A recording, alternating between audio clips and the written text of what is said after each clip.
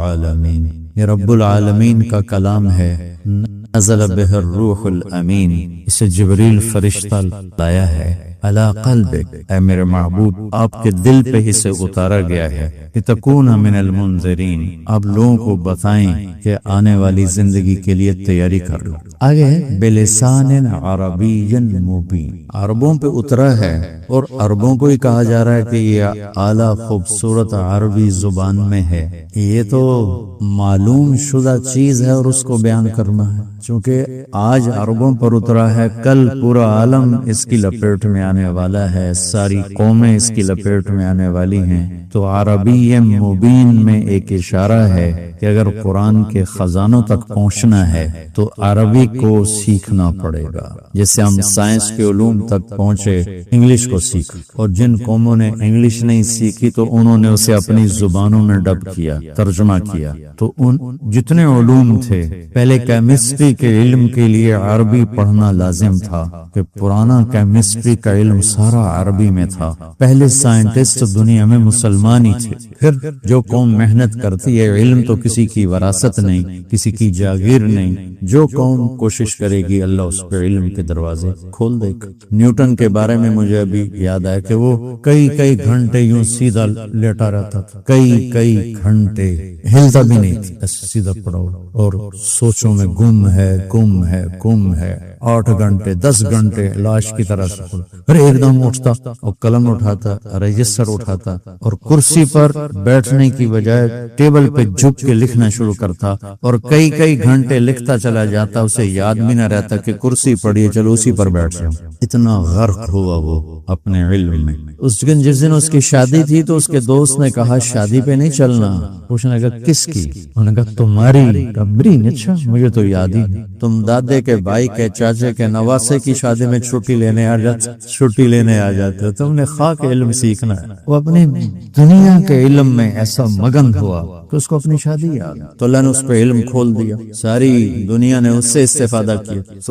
یہ اللہ کی کتاب ہے اور عربی زبان میں ہے۔ میری تمنا تھی اللہ میرے ذریعے سے ایک ایسی جماعت تیار کر دے جو اس کے خزانوں سے براہ راست استفادہ کرنے والا۔ میں بھی تمہارے استادوں سے کہہ رہا تھا مفسرین بھی ہمارے جیسے انسانی تھے، اب جتنے علماء ہیں وہ تفسیر دیکھ کے بیٹھ جاتے ہیں اور شروع ہو جاتے ہیں، وہ اپنی سوچ نہیں لگاتے، عقائد، فرائض، غایات، مقاصد، یہ تو اندھے ہو کے چلنا، لکیر کے فقیر ہیں، لیکن اس کے بعد جو علم کا سمندر ہے وہ صرف کیوں ہم رازی پہ اٹکے ہوئے ہیں یا آلوسی پہ اٹکے ہوئے ہیں یا ابن کثیر پہ اٹکے ہوئے ہیں، جس چشمے کا پانی پی کر انہوں نے یہ موتی ڈھونڈ نکالے تم بھی کرو۔ عرب کو ضرورت نہیں تھی، ان کی اپنی زبان تھی۔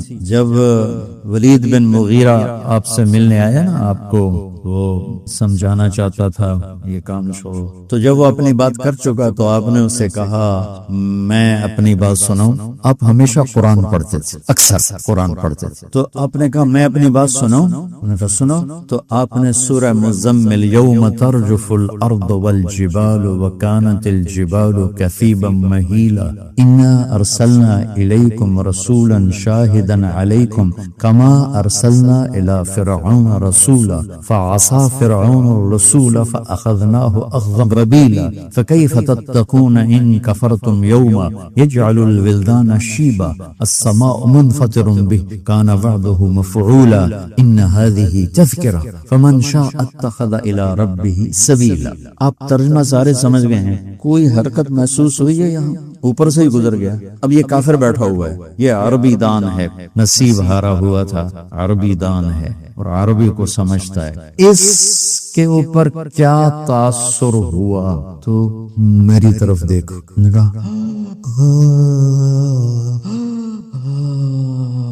یہ اس کا چہرہ تھا،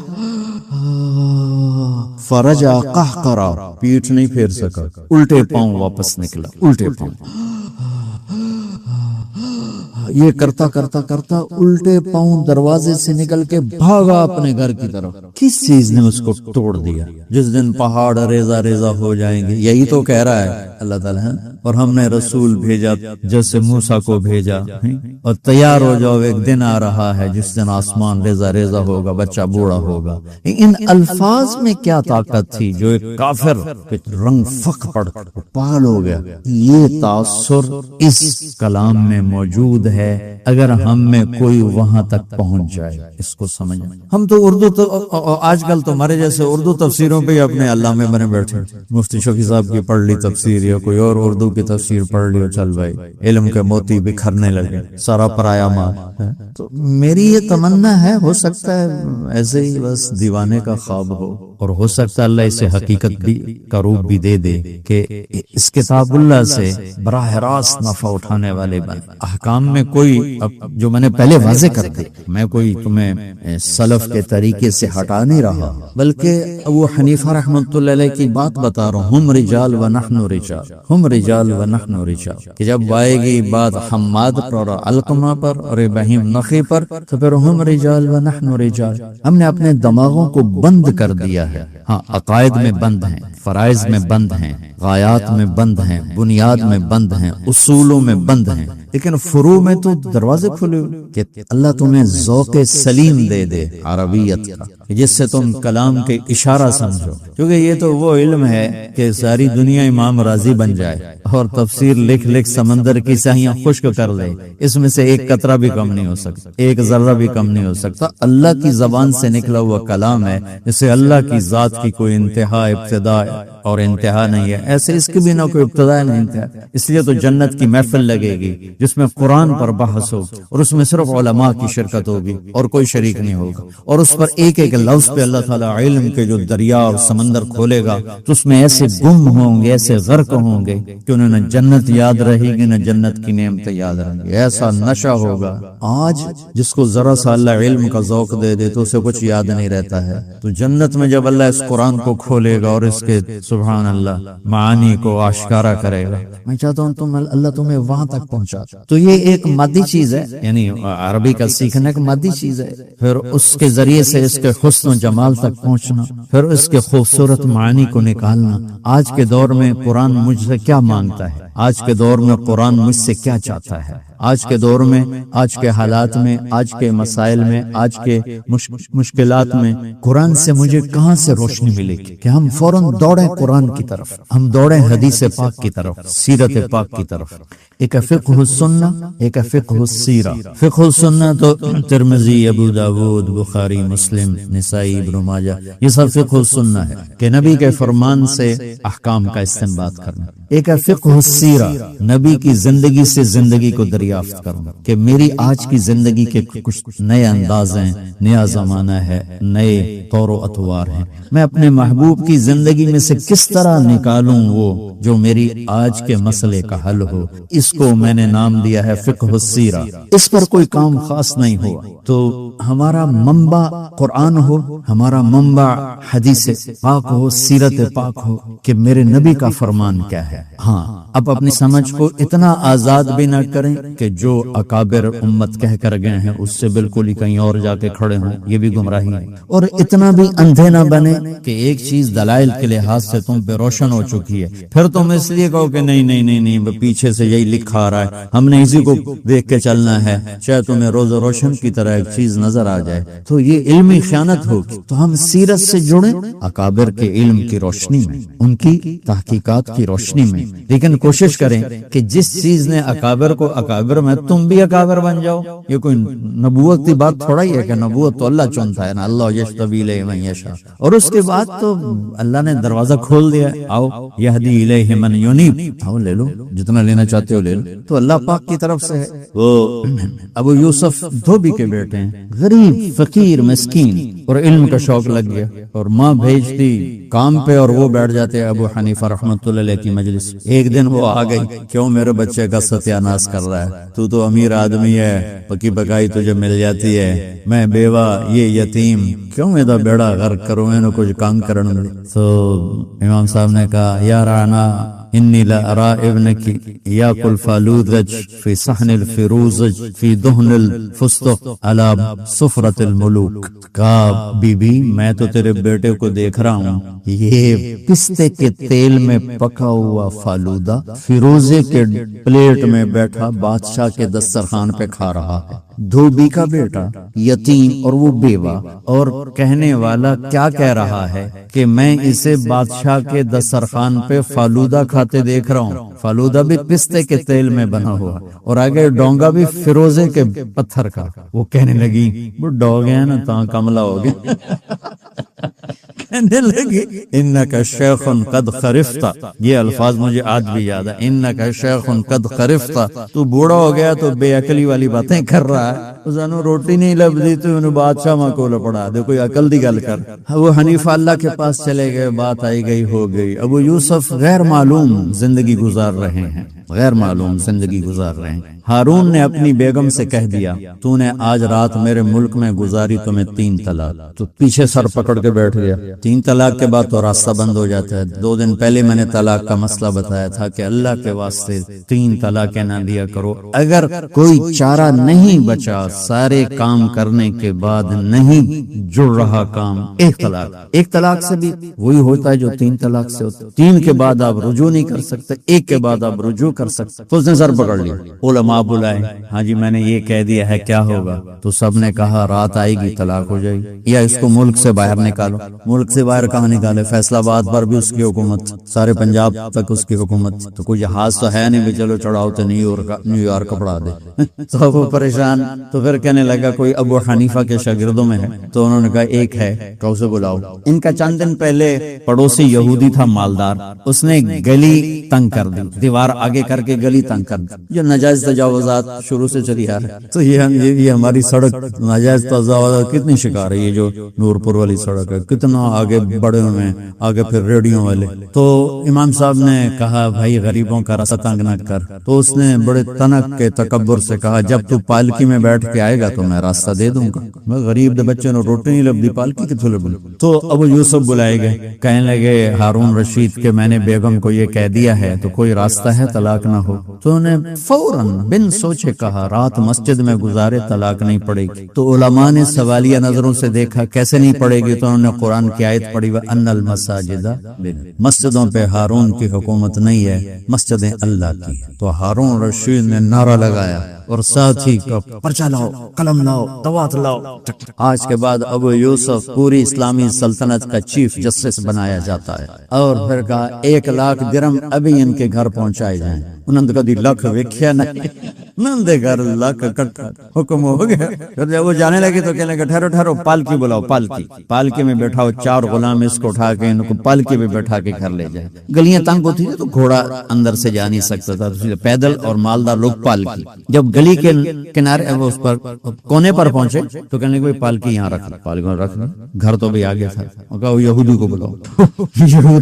یہودی کو بلایا. انہوں نے دیکھا پالکی، شاہی غلام. وہ تو کانپنے لگا کہ دیکھ بھائی میں پالکی میں آ گیا ہوں، اب ہمارا راستہ کھلا کر. انہوں نے کہا جو میں کھلا کر دیتا ہوں. انہیں دیوارے سے پیچھے ہٹا دیا. تو یہ آیت باقی علماء کے سامنے بھی تو تھی. ابو یوسف نے اس آیت کو کیسے پکڑا؟ یہ لغت سے مناسبت ہے اور اللہ کی تائید. اللہ کی تائید تو پہلے ہے، سبب کی دنیا میں لغت سے مناسبت ہے. یہ پہلے سے کوئی ابو حنیفہ سے تو نہیں سنا، حماد سے تو نہیں سنا، امام مالک سے تو نہیں سنا. ایک دم اندر میں آیا ہے کہ یہ قرآن سے مناسبت کی بات. یہ چاہتا ہوں. امام اسماعیل قرآن پڑھ رہے تھے مسجد میں زور سے. السارق والسارقة فاقطعوا أيديهما جزاء بما كسبا نكالا من الله والله غفور رحيم. یوں پڑھا. چور مرد ہو یا عورت ان کے ہاتھ کاٹ دو، اللہ کی طرف سے سزا ہے، اللہ بڑا غفور الرحیم ہے. تو ایک بدو بیٹھا تھا، کہا یا ھذا ایو کلام ھذا.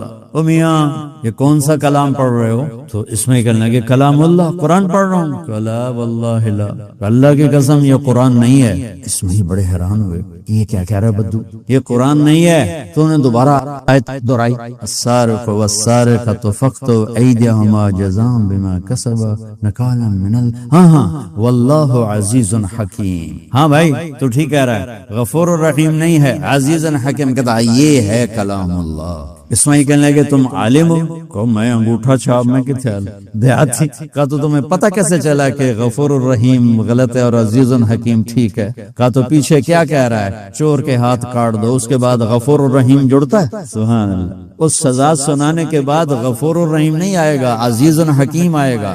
لو غفر ورحم لم یامر بالقطع، اگر غفور الرحیم ہی دکھاتا تو کاٹنے کا حکم نہ دیتا۔ عز فحکم فامر بالقطع، عزت دار ہے، حکمت والا ہے، کاٹ دو ہاتھ، کہ یہ اس سے جڑتا ہے، غفور الرحیم نہیں جڑتا۔ یہ سلیقہ عرب کو فطری طور پہ حاصل تھا۔ ہم تو کچھ دغا ہیں، کچھ اسی تسی ہیں، کچھ پٹھان بیٹھے ہیں، کچھ پنجابی بیٹھے ہیں۔ عربین کی ضرب یضرب ضربا فهو ضارب وضرب یضرب ضربا فهو مضروب، ضرب سے شروع ہوتی ضرب پہ ختم ہوتی ہے۔ تو بیچارہ کلام میرے رب کی کتاب، اس سے تمہیں عشق ہو جائے، پھر امت کو بتاؤ، اس سے لو امت کو بتاؤ۔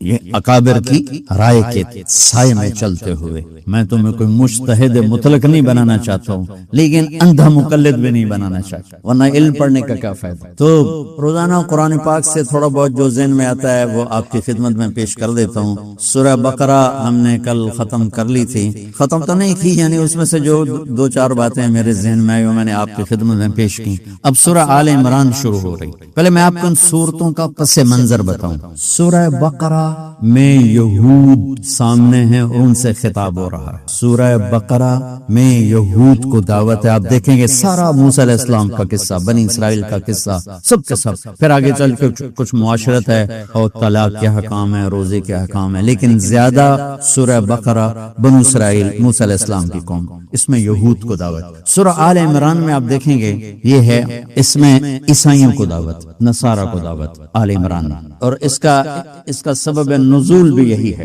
کہ نجران کے عیسائیوں کا وفد آیا تھا، ان سے بحث مباحثہ ہے، تو وہ یہاں پھر حضرت عیسیٰ علیہ السلام کا مضمون چلتا ہے۔ سورہ نساء اور مائدہ میں عرب کے رسوم کی اصلاحات ہے، گھر کی زندگی عرب کے لیے تعلیمات۔ اس کے بعد سورہ انعام ہے، اس میں مجوس کو دعوت، آتش پرست، آگ کے پجاری۔ اس کے بعد سورہ آراف ہے، اس میں ساری اقوام عالم کو دعوت ہے انبیاء کے قصوں کے ذریعے سے۔ اس کے بعد سورہ انفال ہے، دعوت کے اصول کیا ہیں، جب تم دعوت کو لے کے نکلو گے، کہیں لڑنا پڑے گا، کہیں صلح ہو جائے گی، کہیں لوگ ویسے قبول کریں گے، تو اس کے کوئی 14-15 اصول اللہ تعالیٰ نے سورہ انفال میں بتائے ہیں۔ تو دعوت مکمل ہو گئی، دعوت کے اصول انفال میں مکمل ہو گئے۔ سورہ توبہ میں پھر اعلان جنگ ہے، براءۃ من اللہ و رسولہ۔ تو اس سورت کے شروع میں ایک دعا ہے، ربنا لا تزغ قلوبنا بعد اذ ہدیتنا وہب لنا من لدنک رحمہ انک انت الوہاب۔ یہ دعا مانگی ہے راسخون فی العلم نے، راسخون فی العلم نے یہ دعا مانگی ہے، یا اللہ ہمارے دلوں کو ٹیڑھا ہونے سے بچانا ہمیں ہدایت دینے کے بعد، اور ہمارے لیے اپنی طرف سے رحمت کا فیضان فرما، تو بہت زیادہ دینے والا ہے۔ زیر، کہ میری انگلی پہ غور کرو، تھوڑی سی ٹیڑھی ہے، بتاؤ نظر آ رہی ہے؟ تھوڑی سی ٹیڑھی نظر آ رہی ہے، ایسے بالکل سیدھے نہیں ہے۔ اس کو میں یوں کر دوں، یوں، اب یہ سیدھی ہے، ٹھیک ہے، یوں کیا تو ہلکا سا کجی آئی ہے، اس کو عربی میں زیر کہتے ہیں، زیر، کہ تھوڑا سا کسی طرف مائل ہو جانا، اس کو زیر کہتے ہیں۔ اور یہاں ہے راہ حق سے تھوڑا سا ہٹ جانا، تو راسخون فی العلم کی دعا کیا ہے کہ یا اللہ ذرا سا بھی تیری راہ سے ہمیں ہٹانا نہیں۔ ربنا لا تزغ قلوبنا ہونا چاہیے بعد اذ ہدیتہا، دلوں کو ہدایت، چونکہ قلوب آیا تو ادھر مرجع ہونا چاہیے بعد اذ ہدیتہا، تو وہاں یہاں ہے بعد اذ ہدیتنا، تو نا اور قلوب میں اتفاق اور اتحاد یہ ہے کہ دل ہی تو انسان ہے، انسان ہی تو دل ہے، اگر دل ٹیڑھا ہے تو انسان ٹیڑھا ہے، دل سیدھا ہے تو انسان سیدھا ہے۔ ان فی الجسد مضغۃ لو صلحت صلح الجسد کلہ ولو فسدت فسد الجسد کلہ الا وہی القلب، کہ جسم میں ایک لوتھڑا ہے، جو سیدھا چلے تو انسان سیدھا چلتا ہے، ٹیڑھا ہو جائے تو انسان ٹیڑھا ہوتا ہے۔ یہ بہت عالی شان دعا ہے اور علم والوں کی دعا ہے، اس لیے میں یہ آپ کو سنا رہا ہوں اور بتا رہا ہوں کہ علم والے کون ہیں، میرے تیرے جیسے نہیں، الراسخون فی العلم۔ اما الذین فی قلوبہم زیغ فیتبعون ما تشابہ منہ ابتغاء الفتنۃ وابتغاء تاویلہ، جن کے دلوں میں تھوڑا سا چڑاپن آ گیا تو وہ کسی اور طرف چل پڑے، اور جن کے دل میں علم گڑا ہوا ہے اور راسخین ہیں وہ اتنا ڈرتے ہیں، کہتے یا اللہ یہ کیفیت باقی رہے، یہ اتنا سا بھی ہمیں اپنی راستے سے نہ ہٹنے دینا۔ دل اور میں اور دل ایک چیز ہے، لہذا بعد اذ ہدیتنا، قلوب کی جگہ قلوب نا کی جگہ کہ یا اللہ جب ہمارے دل تو نے سیدھے کر دیے تو ان میں ذرا بھی ایسے نہ ہو۔ اور یہ عجب الفاظ ہیں، وہب لنا، عربی میں ہے وہب، آتا، اعطا، دینے کے لیے تین الفاظ ہیں، ایک آتا دینا، مطلق دینا، اس دینے میں لینے کا مطلب بھی پایا جاتا ہے کہ دے کے واپس لیا جا سکتا ہے۔ آتیتہ، میں نے اسے دیا، مالک نہیں بنایا، اس میں مالک بننے کا معنی نہیں پایا جاتا ہے، لہذا میں کہ بھائی واپس کرو میری چیز۔ آتا، دینا، ایسا دینا کہ مالک بنا دینا، واپس نہیں لینا۔ انا اعطیناک الکوثر، ہم نے آپ کو کوثر کا مالک بنا دیا، ہم آپ سے واپس نہیں لیں گے۔ آتوت الملک من تشاء، جس کو چاہے ملک دے تو اسی توتی کا اگلا وضاحت ہے، وتنزع الملک ممن تشاء، جس سے چاہے واپس بھی لے لے، دے بھی دے لے بھی لے، لیکن آتا کے بعد لینا نہیں ہے، بس دے دیا۔ وہابا ان دونوں سے اوپر ہے۔ وہابا کیا ہے؟ کسی کو ایسا تحفہ دینا جو اس کے وہم و گمان میں بھی نہ ہو، کسی کو وہ دینا جو اس کے وہم و گمان میں بھی نہ ہو، تو اس کی خوشی کی کیا حد ہوگی۔ 1984 میں عرب شہزادے آئے تھے تو مجھے ان کے ساتھ ترجمان بنایا، ہم گئے پشاور، مسجد محبت خان سے ہم شفٹ ہو رہے تھے دوسری کسی مسجد میں، تو وہ عرب شہزادہ میرے ساتھ ہم ایک گاڑی میں تھے، تو ایک پٹھان وہ مانگنے والا، خدائے دا پارا خدائے دا پارا خدائے دا پارا، میں کہا کرتا ہوں پنجابیوں نے اللہ کو خدا بنا دیا، پٹھانوں نے خدائے بنا دیا، وہ 4 قدم اور آگے چل گئے، خدائے پاک خدائے پاک۔ ارے بھائی خدا مت کہا کرو، اللہ کہا کرو، اللہ کہا کرو، اللہ کہا کرو۔ جو لفظ اللہ میں نور ہے وہ خدا میں وہ نور نہیں ہے۔ خدا کسی فارسی انسان نے بنایا تھا لفظ، اور اللہ میرے اللہ نے اپنا نام چن کے بنا، اللہ لا الہ الا ہو، اللہ اننی انا اللہ لا الہ، خدائے بنا، انی انا اللہ العزیز الحکیم، اللہ الذی یبدأ الخلق ثم یعیدہ، اللہ الذی رفع السماوات بغیر عمد ترونها، اللہ لا الہ الا هو الحی القیوم۔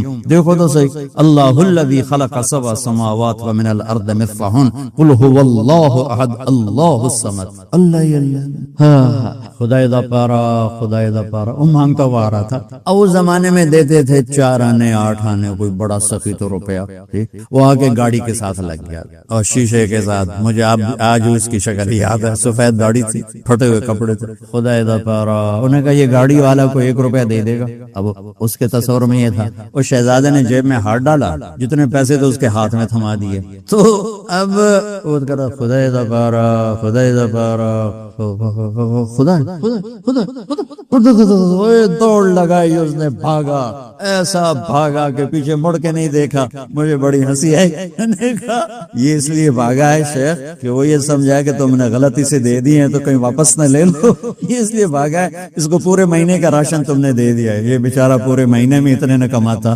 جتنے تو نے 1 منٹ میں اس کو دے دیے۔ اس کو کہتے ہیں واہب، اس کو کہتے ہیں ہبہ، اس کو کہتے ہیں موہبہ، اس کا نام ہے کسی کو وہ دینا جو اس کے وہم و گمان میں بھی نہ ہو۔ یہ علم والوں کی دعا بتا رہا ہوں، محتاج بن کے مانگا کرو، جو یہ دعا روزانہ مانگے گا اللہ اس کا ایمان پہ خاتمہ کرے۔ میں پچھلے 40 سال سے یہ دعا روزانہ مانگ، بلکہ 40 سال سے زیادہ عرصہ ہو، جتنی جب رائن میں داخل ہوا تھا تو اس وقت یہ سنا تھا، اس دن سے آج تک میرا اس کا ناغہ نہیں سوائے کوئی شدید بیماری کی۔ تو وہب حب لنا، یا اللہ ہمیں جو ہے نا وہ تحفہ دے جو ہمارے وہم و گمان میں بھی نہ ہو، میرے وہم و گمان میں بھی نہ ہو، ہمیں وہ دے۔ اور آگے ہے من لدن کا، ایک ہوتا ہے عندی، ایک ہوتا ہے لدیا۔ عندی یہ میری جیب میں تسبیح ہے، میری مٹھی میں ہے، اس کو عندی صبح نہیں کہا جائے گا، ویسے تو کہہ سکتے ہیں لیکن لفظ جس چیز کے لیے بنا ہے، یہ گلاس پڑا ہوا ہے مجھ سے دور ہے، اس کو میں کہہ سکتا ہوں عندی کاسن، میرے پاس گلاس۔ لدیا نہیں کہہ سکتا ہوں، لدیا کے لیے اتصال ضروری ہے، ایسا کہ فل قبضہ۔ اس کو میں کہہ سکتا ہوں لدیا سبحتن، میرے ہاتھ میں تسبیح ہے، میرے پاس تسبیح ہے۔ عندی کاسن، یہ گلاس میرے قریب پڑا ہوا ہے، عندی۔ تو اللہ خود ہی ہمیں دعا سکھا رہا ہے، سبحان اللہ، اور علم والوں کی دعا سکھا رہا ہے۔ کیا کہہ رہا ہے کہ یا اللہ، ایک تو تیری طرف سے جو رحمت ہو نا وہ جو ہمارے وہم و گمان میں نہ ہو، اور دوسرا تیری رحمت تو لامحدود ہے، وہ جو خاص تیرے پاس ہے نا، تیرے پاس من لدن کا، وہ ہمیں دینی ہے رحمت جو تیرے پاس ہے، جو خاص تیرے پاس ہے، جو تو نے چھپا کے رکھی اپنے بندوں کے لیے۔ اس کی رحمت تو عام ہے، کوئی چھپی ہوئی نہیں، پر یہ لذا کا لفظ بتا رہا ہے کہ کوئی بہت خاص الخاص چیز ہے۔ جیسے میرے نبی نے فرمایا، میں نے کل آمن الرسول بتایا کہ اللہ آپ نے فرمایا کہ جنت کے خزانوں میں سے ایک کلام ہے جو اترا ہے، تو من لدن کا، من لدن کا، یا اللہ خصوصی شے ہو اور وہ ہو جو خاص تیرے خاص خزانوں میں ہے، وہ عام نہیں ہے، وہ خاص ہے۔ الرحمن یہ عام ہے، الرحیم خاص ہے، تو اسی لحاظ سے من لدن کا رحمہ۔ اور کیوں؟ اچھا، انک انت الوہاب، اور صرف ایک دفعہ نہیں دینا، یہ جملہ اسمیہ ہے جس میں دوام ہوتا ہے۔ یا اللہ تو دیتا ہی رہیں، ایک دفعہ نہ دیندا ہی رہیں، دیتے رہنا یہاں تک کہ یاتینا الیقین، ہمیں تیرا بلاوا آئے اور ہم لبیک کہتے ہوئے تیری بارگاہ میں پیش ہو جائیں۔ تو بہت خوبصورت دعا ہے جو اللہ تعالیٰ نے ہمیں سکھائی ہے، اور اہل علم والے والراسخون فی العلم، ہم تو چلو شکر ہے اللہ کا، اللہ تعالیٰ نے ہمیں لوگوں کی زبان پہ کہلوا دیا علماء، ہم اس کا شکر ادا کرتے ہیں۔ اللہ کے ایک حدیث یاد آ گئی، اذا مات العبد واللہ یعلم منہ شرا ویقول الناس فیہ خیرا۔ ایک آدمی مر گیا تو لوگ کہنے لگے مولانا صاحب، حافظ صاحب، یا حاجی صاحب، یا تبلیغی صاحب، نیک نسبتوں سے، مؤذن صاحب۔ صبح بہت پرانی بات ہے، فون آیا، بلال مسجد کے مؤذن تھے، ان کا نام تھا رمضان۔ تو ایک ساتھی نے کہا جی بلال مسجد کا مؤذن فوت ہو گیا، یہ نہیں کہا بھائی رمضان فوت ہو گئے۔ تو مجھے یہ حدیث یاد آئی کہ ایک آدمی مرتا ہے، اللہ کے علم میں نمبر 2 آدمی ہے، لوگ کہتے ہیں اچھا ہے، اچھا ہے، اچھا ہے، مؤذن ہے، عالم ہے، تبلیغ والا ہے، معدذ ہے، مفسر ہے۔ تو جب اللہ کی بارگاہ میں پیش ہوتا ہے تو اللہ تعالیٰ فرماتے ہیں مجھے تو پتا ہے تو غلط آدمی ہے، لیکن میرے بندے کہہ رہے ہیں تو بڑا اچھا ہے، تو میں اپنے علم کو چھوڑ کر اپنے بندوں کے علم پہ فیصلہ کرتا ہوں، چل جا میرے۔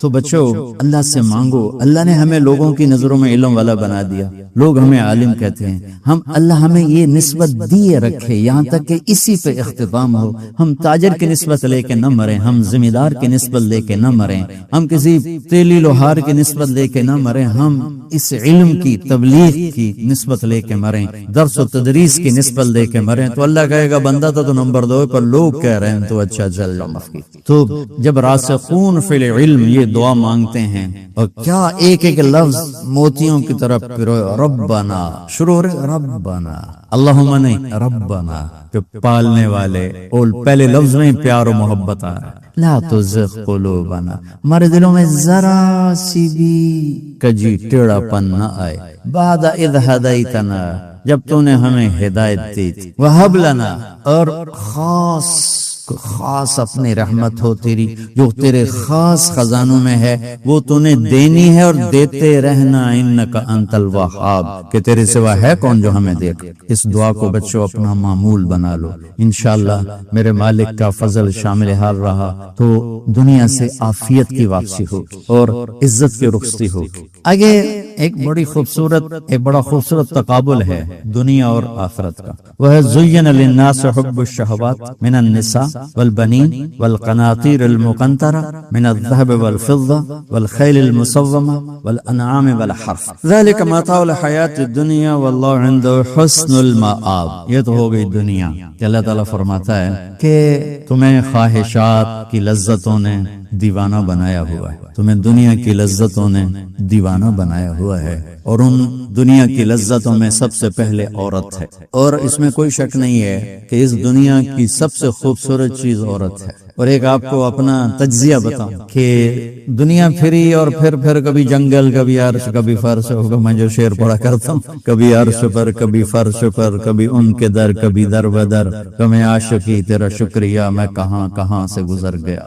دنیا میں انسان کے علاوہ جتنے نر ہیں وہ بہت خوبصورت اور مادی انتہائی تھکی ہوئی. چوڑی مور دیکھا ہے؟ مور نر دیکھا ہے؟ کیا اس کے پر، کیا اس کی شان، کیا اس کا حسن. اور مور نے دیکھی مری ہوئی چوئی دی طرح. گھوڑے کو دیکھو، میرے والد صاحب گھوڑے رکھا کرتے تھے، چھوٹے چھوٹے ہوتے تھے تو جو نر گھوڑے ہوتے تھے ایسے ان کا سر اٹھتا، اور گھوڑیاں ہی کرتی ہوتی تو سارے، حتیٰ کہ چوہا بھی سونا ہوتا ہے چوئی نہ دو. نر کبوتر دیکھو، مادہ کبوتر دیکھو، نر شیر دیکھو، شیر نہیں دیکھو. کھوتا بھی سونا ہے، کھوتی نہ لو. یہ میرا ایک تجزیہ ہے کہ انسان کے سوا جتنی مخلوق جاندار، اس میں نر خوبصورت ہے، مادہ اس کے مقابلے میں بالکل مٹھی. اور انسانوں میں اس کے برعکس ہے، اس میں مادہ خوبصورت ہے، نر اس کے مقابلے میں نوکری لگتا ہے بیچارہ. اللہ نے عورت کو حسین بنایا، مرد سے زیادہ حسین اللہ نے عورت کو بنایا. اور جنت کی بھی سب سے بڑی نعمت اللہ کی رضا اور نبیوں کا پڑوس اور اللہ کا دیدار، جو ایک روحانی نعمتیں ہیں. اس کے بعد جو جنت کی سب سے بڑی نعمت ہے وہ جنت کی نیک عورت ہے، جنت کی حور ہے. اس سے بابا آدم علیہ السلام جو جنت میں اداس کرتے تھے، جب ماں جی آئے تو ٹھر پائے آدم علیہ السلام، خوش ہو گئے، واہ واہ جوڑی بن گئی، جوٹی دار آ گیا. اور یہ بات تو آپ سب کو معلوم ہے کہ اللہ نے یوسف علیہ السلام کو سب سے حسین بنایا، لیکن یہ بات کم معلوم ہے کہ عورتوں میں سب سے حسین اللہ نے حوا کو بنایا. ایسے حوا، آج تک کوئی عورت ایسی خوبصورت نہیں پیدا کی گئی جیسی اللہ تعالیٰ نے حضرت حوا کو پیدا کی. تو انسانی لذتوں میں سب سے بڑی لذت، سب سے بڑی خواہش وہ اللہ نے عورت، نیک عورت دنیا کی سب سے بڑی نعمت ہے. الدنیا کلھا متاع وخیر متاعها المرأة الصالحة. دنیا چند روزہ ساز و سامان ہے اور اس میں سب سے اعلیٰ درجے کا ساز و سامان نیک عورت. نیک عورت جس سے زندگی کی رونق ہے، جس سے زندگی میں حسن ہے، جس سے زندگی میں جمال ہے. عربوں میں دستور تھا مار پٹائی کا، تو جب مدینہ میں ایک ریاست قائم ہو گئی تو عورتوں نے آ کے شکایت کی ہمارے خامد ہمیں مارتے ہیں. تو آپ نے ممبر پر کھڑے ہو کر غضبناک انداز میں کہا، جو عورتوں پہ ہاتھ اٹھاتے ہیں ان میں کوئی انسانیت نہیں. اس قدر شدید ڈانٹ پلائی، جو عورت پہ ہاتھ اٹھاتا اس میں کوئی انسانیت نہیں، لا خیر فیہ، کوئی انسانیت نہیں. اور آپ نے فرمایا کہ خیرکم خیرکم لأہلہ، سب سے اعلیٰ درجے کا مسلمان وہ ہے جو بیوی کے ساتھ اچھا سلوک کرتا ہو. اور پھر فرمایا اور میں اپنی بیوی کے ساتھ تم سب میں سب سے زیادہ اچھا سلوک کرتا ہوں. آپ نے 9 گھر آباد کیے جب آپ دنیا سے گئے، 9 بیویاں، اور کسی گھر میں روٹی نہیں کھانے کو، دودھ نہیں پینے کو، دوا نہیں لینے کو، اور بیویاں قربان ہو رہی ہیں، صدقے واری جا رہی ہیں. کس بات پر؟ آپ کے اخلاق، آپ کا حسن سلوک، آپ کا اظہار محبت، آپ کی رواداری، آپ کا انصاف، آپ کی دلداری. تو اللہ تعالیٰ کہہ رہا ہے تمہیں بڑی اچھی لگتی ہیں عورتیں، پھر آگے نمبر 2 اولاد، پھر سونے چاندی کے ڈھیر، پھر بڑے خوبصورت گھوڑے، پھر جانور، پھر کھیتیاں. پھر اللہ کہتا ہے یہ تو دنیا کا تھوڑا سا ساز و سامان ہے، اللہ کے پاس بہت خوبصورت ٹھکانہ ہے. پہلے دنیا کا بتایا. ابھی ہم بیٹھے تھے، تمہارے استاد کہنے لگے ذہب سونے کو کہتے ہیں، اور ذہب ہے چلے جانا، یعنی یہ وہ چیز ہے جو چلی جاتی ہے. اور فضہ بھی ہے، ان فضہ سے ہے بھاگ جانا، بھگدڑ مت جانا. تو سونے چاندی کے اندر ہی بھاگ جانے کا مطلب پڑا ہوا ہے، تو کون کس کے ساتھ یہ وفا کرے گا؟ لیکن انسان کی کمزوری اللہ نے بتائی کہ تمہیں عشق ہے، تمہیں تمہاری خواہش ہے میری بیوی ایسی ہو، میرے بچے ایسے ہوں، میرے پاس سونے چاندی کے ڈھیر ہوں، اور میرے پاس سواریاں ہوں، گھوڑے ہوں، میرے پاس لینڈ کروزر ہو، میرے پاس مرسڈیز ہو، میرے بڑے کھیت ہوں، بڑا زمیندارہ ہو، بڑا میرا ڈیرا ہو. یہ سارے تمہارے اندر کے خیالات ہیں جو اندر جنم لیتے رہتے ہیں. لیکن لو بھی لوگے تو کب تک لوگے؟ شیر شاہ سوری نے جب دلی کو فتح کیا، بہت اچھا بادشاہ تھا، بہت اچھا بادشاہ. تو وہ کہنے لگا ہائے افسوس میرے سر پہ حکومت کا سورج اس وقت چمکا ہے جب میری اپنی زندگی کا سورج غروب ہونے والا. 60 سال کی عمر میں اس نے فتح کیا دہلی کو، اور 66 سال کی عمر میں فوت ہو گیا. تو یہ ساری چیزیں کسی کو مل جائیں، پیدائشی طور پر مل جائیں، وقت کتنا ہے؟ 60-70. زیادہ بوڑھا ہو جائے تو اولاد ہی تنگ پہ جائیں. مولانا صاحب دعا کرو ابا جی نو خیر ہو جاوے، یعنی ہوں ٹر جا، ماں جی تیرا مت ہو جاوے. اولاد سے خود سنا ہے یہ دعا کرو ماں جی سوکھے ہو جاؤں. مر کے مگرو لے جائے، اولاد موت کی دعائیں مانگتی. تو اب اللہ اس کے تقابل میں لاتا، قل انبئکم بخیر من ذلکم. انبئ کا مطلب ہوتا ہے بار بار بتانا. لذا جو تمہیں نظر آ رہا ہے اس سے تو تم اصل لے رہے ہو، میں تمہیں بار بار بتاؤں گا، پوری جنت کو قرآن میں پھیرا دوں گا، کبھی یہاں کبھی وہاں، کبھی یوں کبھی یوں، کبھی نہر، کبھی باغ، کبھی حور، کبھی سونا، کبھی چاندی، کبھی لباس، کبھی کھانے، کبھی اپنی رضا، کبھی زندگی کا ابدی سرمدی ہونا. انبے بار بار تمہیں میں جنت بتاؤں گا. اللہ کے فضل سے برے صغیر میں جنت سب سے پہلے اللہ نے میری زبان سے کہلوائی، ورنہ کسی بڑے سے بڑے علامہ خطیب نے جنت کو نہیں کھولا. سب سے پہلے جنت اللہ نے میرے ذریعے سے چلوائی، اور وہ بھی ایک عجب میرے رب کا نظام تھا. ہم نے بھی پڑھی تو نہیں تھی، نہیں ہمیں پڑھائی گئی تھی. جنت کے ابواب چلوائی، تیز گام چل رہی تھی، نہ پڑھنے والے کو پتہ نہ پڑھانے والے کو پتہ. تو میں سال لگا رہا تھا، 80 میں نے سال لگایا جماعت میں. تو فروری کا مہینہ تھا اور ہماری گجراں والے تشکیل تھی، اور کویت کا ایک عرب میرے ساتھ تھا، اکرم اس کا نام تھا. اصل کہیں وہ ترکی تھا لیکن نسلوں سے آباد تھا. تو مجھ سے ایک دن کہنے لگا تو نے حادی الارواح الی بلاد الافراح یہ پڑھی ہے؟ یقین میں نے کہا یہ کیا ہوتا ہے؟ وہ نام عجیب ہے نا، حادی الارواح الی بلاد الافراح. حادی وہ خودی سے ہے، یحدو سے، وہ جو اونٹ کے لیے خودی ہوتی تھی نا، اونٹ کے لیے نغمہ ہوتا تھا، اونٹ تیز ہوتا تھا، تو روحوں کا وہ نغمہ جو انہیں خوشیوں کے شہر کی طرف لے جائے. مجھے پہلے سمجھ میں نہیں، میں نے کہا کیا کہہ رہے ہو، یہ کیا ہے؟ کہنے لگا کتاب ہے. میں نے کہا کتاب کس کی؟ کہا ابن القیم کی. میں نے کہا میں نے تو آج نام سنا ہے. کہا میں واپس تمہیں چلتے ہیں نا رائمنڈ، تو میرے وہاں پڑی ہے امانت میں تمہیں دوں گا. تو ہماری 10 دن کی تشکیل تھی، ہم واپس آئے تو اس نے مجھے وہ کتاب کا پڑھائی.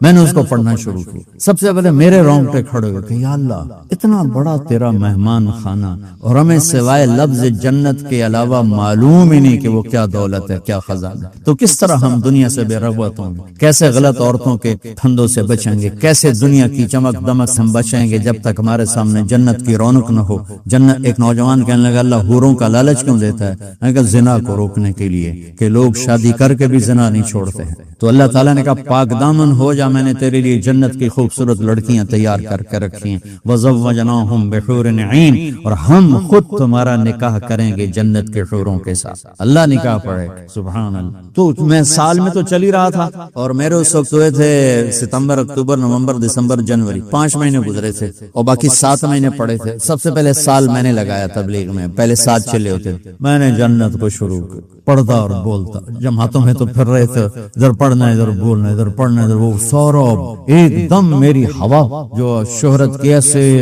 ہوا کی طرح میرا نام پھیل گیا کہ کبھی کسی نے جنت سنی نہیں تھی. وہ کہے ہم نے تو 50-70 سال عمر ہے، کوئی کہ 80 سال عمر ہے، کوئی کہ میری 50 سال عمر ہے، میری 60 سال عمر ہے. میں نے زندگی میں کبھی جنت کو نہیں سنا، میں نے پہلی دفعہ آپ سے جنت کو سنا. تو وہ جو میں پہلے مشہور ہوا لوگوں میں، وہ جنت کی وجہ سے کہ جنت کو میں نے بیان کرنا شروع کیا. سارا 1000 آیات ہیں جنت اور جہنم پر، اور کوئی بیان ہی نہیں کرتا. کون مرنا چاہتا ہے، کون غربت چاہتا ہے، کون بیماریاں چاہتا ہے، کون دکھ چاہتا ہے. ہر ایک چاہتا ہے کہ ایک آئیڈیل لائف ہو، آئیڈیل گھر ہو، ایک خوبصورت زندگی ہو. تو اللہ نے کہا میں نے چھپا کے رکھی ہے، اب تھوڑے دن میری مان لو، پھر تم آ جاؤ، پھر دیکھو میں تمہیں کیسے دیتا ہوں. تو قل انبئکم بخیر من ذلکم، میں تمہیں یہ یہاں کی عورت، یہاں کی اولاد، یہاں کا سونا چاندی، یہاں کے گھوڑے، یہاں کی سواریاں، یہاں کی لینڈ کروزریں، یہاں کے جانور، یہاں کی زمینیں جائیدادیں تو تم دیکھ رہے ہو. تمہیں ایک اور جہان بتاؤں، ایک اور جہان بتاؤں. یا اللہ کون سا ہے؟ قل الذین اتقوا، وہ سب کے لیے نہیں ہے، وہ ان کے لیے جو میرے یار بنے، جو مجھ سے دوستی لگائے. سب کے لیے نہیں ہے، یہ وہ ہیں جو میرے یار بنے. للذین اتقوا، یہ ہمارے دیہاتی کہتے ہیں اللہ پہ بشکش اور یہ زیادہ پڑھے لکھے لوگ کہتے ہیں یہ اہم ہی ہمیں ڈرائی رکھتے ہیں، کچھ بھی نہیں ہے. تو ایسی بات نہیں ہے. اللہ تعالیٰ نے حسین اور یزید میں فرق کرنا ہے. رات کو شراب پینے والا اور رات کو نماز پڑھنے والا برابر ہو جائے. میرے نبی کے نواسے نے جان کیوں دے دی، نسل کیوں ذبح کروا دی؟ اگر یہی فیصلہ ہونا ہے کہ رات کو ناچنے والی، رات کو رونے والی برابر ہو جائیں، رات کو پوڑی بیچنے والا، شراب بیچنے والا، اور صبح سے شام تک حلال کمانے والا، تھک کے گھر جانے والا، اللہ ان کو برابر کر دے. سچ بولنے والا، جھوٹ بولنے والا برابر ہو جائیں، نماز پڑھنے والا، نہ پڑھنے والا برابر ہو جائیں. سود کھانے والا حلال کھانے والا برابر ہو جائیں گے، تو پھر کربلاؤں کا مقصد کیا ہے؟ پھر تو ساری کربلاؤں کی تاریخ ختم ہو جاتی، انسانیت نام کی کوئی شے نہیں رہ جاتی۔ تو میرے رب نے وَامْتَازُوا الْيَوْمَ أَيُّهَا الْمُجْرِمُونَ کا اعلان کیا ہے۔ ام نجعل المتقین کالفجار افنجعل المسلمین کالمجرمین ما لکم کیف تحکمون۔ تو قرآن بتا رہا ہوں سورہ نون القلم کہ تمہارا دماغ خراب ہو گیا ہے کہ میں فرما بردار اور نافرمان کو ایک جیسا ڈیل کروں گا، تمہارا دماغ خراب ہو گیا۔ ایک آدمی رات کو زنا کر رہا ہے، ایک مسلح پہ بیٹھا رو رہا ہے، ان دونوں کو اللہ برابر کر دے۔ تو للذین اتقوا، ہم نے ایک بڑا اسپیشل پروگرام پیکج لیکن ہے تقوی والوں کے لیے۔ اچھا تقوی والا بننا کوئی مشکل کام؟ یہ کوئی ایسی آسمانی چیز ہے، آفاقی چیز ہے؟ قرآن کا پہلا صفحہ دیکھو، کتنا آسان کام ہے تقوی والا بننا۔ ہدی للمتقین، یہ ہدایت ہے تقوی والوں کے لیے۔ کون ہوتے ہیں؟ الذین یؤمنون بالغیب، جو غیب پہ ایمان لاتے ہیں۔ تو ہم سب غیب پہ ایمان لائے ہوئے ہیں نا۔ ویقیمون الصلاۃ، اور نماز پڑھتے ہیں۔ تو ہم نماز پڑھتے ہیں نا۔ ومما رزقناہم ینفقون، جو ہم نے دیا ہے اس میں سے خرچ کرتے ہیں۔ تو کوئی خرچ کرتے تو ہوگے نا، مولوی ہوتا تو بخیل ہے، تو چلو کوئی تھوڑا بہت تو خرچ کرتے ہوگے نا۔ والذین یؤمنون بما انزل الیک، جو قرآن پہ ایمان لائے، وما انزل من قبلک، جو تورات زبور انجیل پہ ایمان لائے۔ بتاؤ اس میں سے کون سی مشکل ہے؟ ایمان لانے میں پھر ساری شرطیں آ جائیں گی نا۔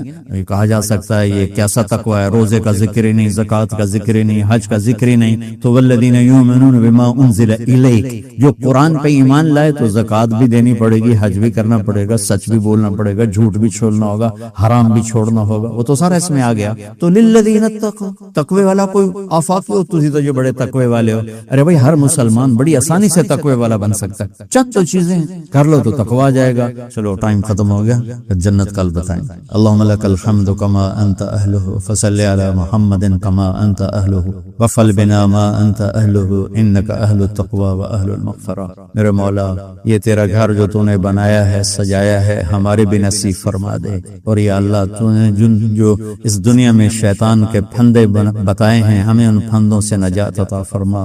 ہم بڑے کمزور ایمان والے ہیں میرے آقا، ہماری اتنی طاقت نہیں کہ شیطان سے لڑ سکیں، ٹکر لے سکیں۔ تو اپنے حبیب کے صدقے ہمیں شیطانی پھندوں سے بچا اور ہمیں اپنا بنا، تقوی والا بنا، زہد والا بنا، انابت والا بنا۔ ان سارے بچوں کو ہمارے لیے زاد راہ بنا، سرمایہ آخرت بنا، اور انہیں ہادی و مہدی بنا، اور ہمارے سارے اداروں کو قبول فرما، ہماری ضرورتوں کو اپنے غیب سے پورا فرما۔ اور جتنے لوگوں نے، بندوں نے، بندیوں نے، مردوں نے، عورتوں نے ہمارے ساتھ ہاتھ اٹھائے ہوئے ہیں، ان سب کی جولیوں کو بھر دے میرے مولا۔ سب کے دکھڑے ہیں، سب کے شکوے ہیں، سب کے پریشانیاں ہیں، اپنے فضل و کرم سے ان مبارک راتوں کی طفیل سب کی جولیوں کو بھر دے میرے آقا۔ سب کو خوشیاں دے دے، غم ان کے سمیٹ لے، خوشیاں ان کے گھروں میں بھر دے، ڈال دے۔ یا اللہ جس کے جو مسائل ہیں، کوئی معاشی مسائل ہیں، کوئی بیوی کو مسائل ہیں، کوئی خامد کے مسائل ہیں، کوئی اولاد کے ہیں، کوئی اپنے رشتوں ناتوں کے ہیں، کوئی کاروباری